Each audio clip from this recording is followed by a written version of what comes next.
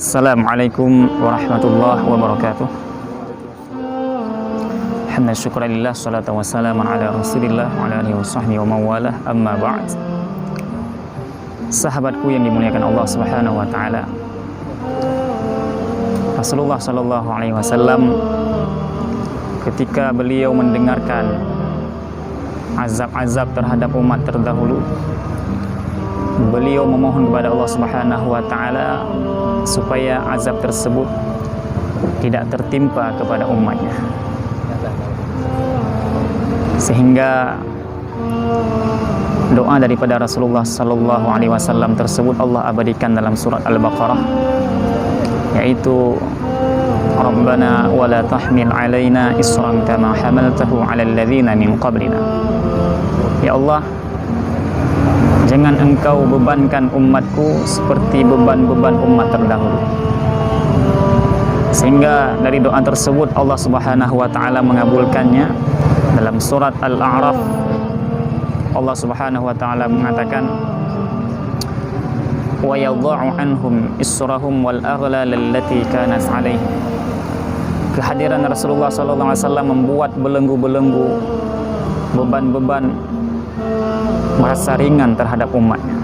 Dalam arti kata, syariat-syariat yang diberlakukan dalam kerasulan Rasul Muhammad sallallahu alaihi wasallam terhadap umatnya itu sangat ringan ketimbang syariat-syariat yang Allah terapkan dalam umat-umat Nabi terdahulu.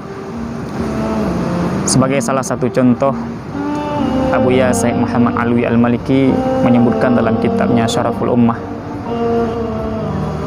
di masa umat terdahulu ketika mereka mengerjakan suatu maksiat di malam harinya, maka di pagi harinya orang yang melakukan maksiat tersebut akan tertulis di pintu ataupun di dinding rumahnya sebagai pelaku maksiat yang dia lakukan di malam harinya. Artinya Allah membeberkan aib seorang umat di masa terdahulu ketika mereka mengerjakan di malam harinya.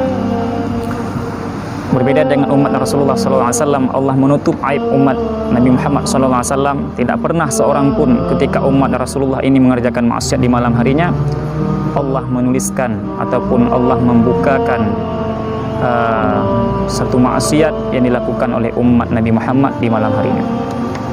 Kemudian di dalam surat Al-A'raf Allah juga menceritakan tentang umat terdahulu, yaitu tentang kisah orang Yahudi, di mana dalam syariat kaum Yahudi dahulunya mereka ada hari yang sangat mulia, yaitu hari Sabtu.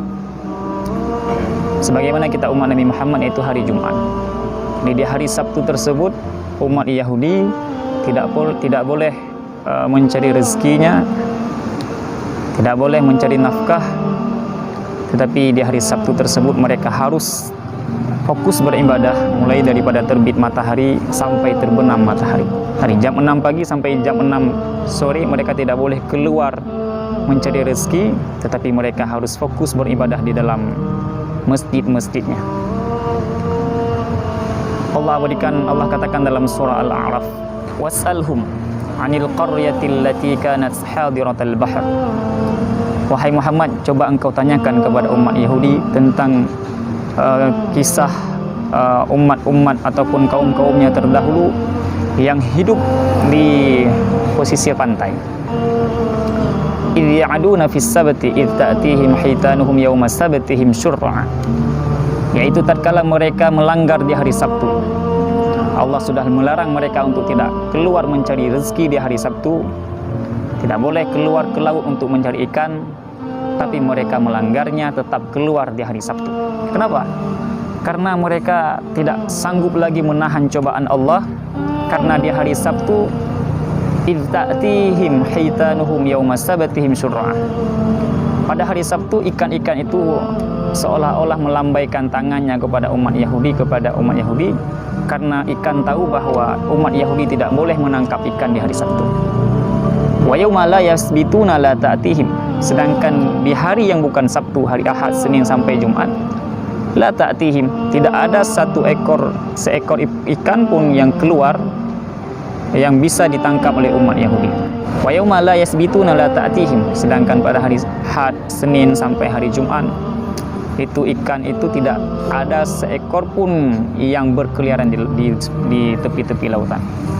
Maka oleh karena demikian mereka melanggar di hari tersebut. Tetap sebagian mereka itu ada yang tetap keluar ke laut untuk mencari ikan. Tatkala mereka melanggar di hari Sabtu, falamma atau amma nuhu anhu qulna lahum kunu qiradatan khasin. Ketika mereka melanggar di hari Sabtu, Allah kutuk mereka menjadi seekor kera. Nah, ini menjadi sebuah perbandingan bagi kita umat Nabi Muhammad. Umat Nabi Muhammad juga mempunyai suatu hari yang sangat istimewa, yakni hari Jumat. Di mana di hari Jumat kita sebagai umat Nabi Muhammad juga tidak dibolehkan untuk mencari rezeki. Allah melarang kita untuk berjual beli karena perekonomian umat Nabi Muhammad di masa itu adalah jual beli. Cuma larangan tersebut tidak Allah terapkan mulai daripada jam 6 pagi sampai jam 6 sore sebagaimana umat Yahudi terdahulu. Sampai kapan mereka tidak boleh berjual beli umat Nabi Muhammad? Idza nudiya lis-sholati min yaumil jumu'ah, apabila azan Jumat sudah dikumandangkan, fas'au ila dzikrillahi wa dzarul bai', maka bersegeralah kamu untuk menunaikan salat wa dzarul bai' dan tinggalkan jual beli. Maka sekitar 1 jam saja kita tidak dibolehkan untuk jual beli, dari jam 1 sampai jam 2. Tapi setelah itu, fa idza qudiyatis sholatu fantashiru fil ardh wabtaghu min fadlillah wadhkurullaha katsiran la'allakum tuflihun. Setelah menunaikan salat, fantashiru fil ardh, silahkan bertebaran di permukaan bumi Allah untuk mencari rezekinya. Dalam arti kata, cuma beberapa saat saja kita dilarang oleh Allah untuk mencari perekonomian di hari Jumat. Nah, kendati pun demikian, kalau seandainya ada umat Nabi Muhammad yang melanggar di hari Jumat tetap tidak sholat Jumat, Allah tidak pun mengutuk umat Nabi Muhammad menjadi seekor kera. Tidak pernah kita mendengar ada umat Nabi Muhammad yang ketika tidak sholat Jumat Allah mengutuk mereka menjadi seekor kera sebagaimana kutukan yang sudah Allah berlakukan kepada umat-umat Yahudi. Nah, ini satu pertanda bahwa umat Rasulullah SAW adalah satu umat yang sangat dimuliakan oleh Allah, yang sangat dispesialkan oleh Allah, sehingga syariatnya mudah, ajarannya pun juga ringan, dan Allah sangat sayang kepada kita umatnya. Sehingga dalam sebuah kitab As-Sab'iyat,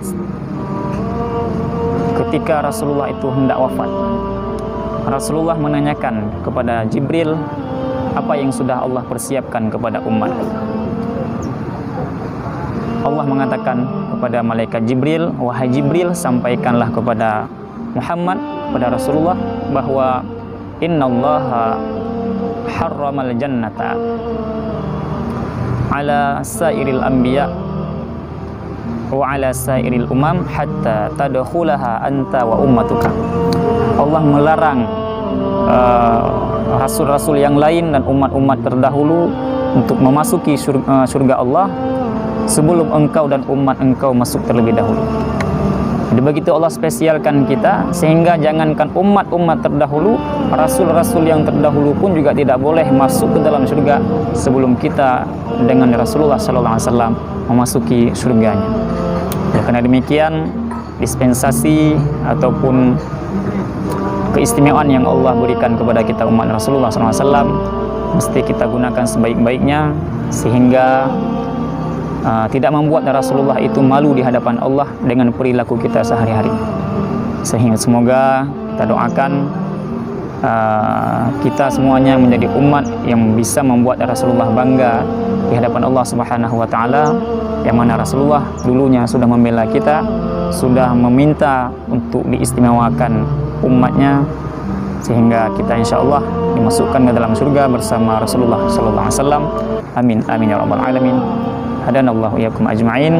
Assalamualaikum warahmatullahi wabarakatuh. Ya Rasulullah, ya Habiballah, ya Rasul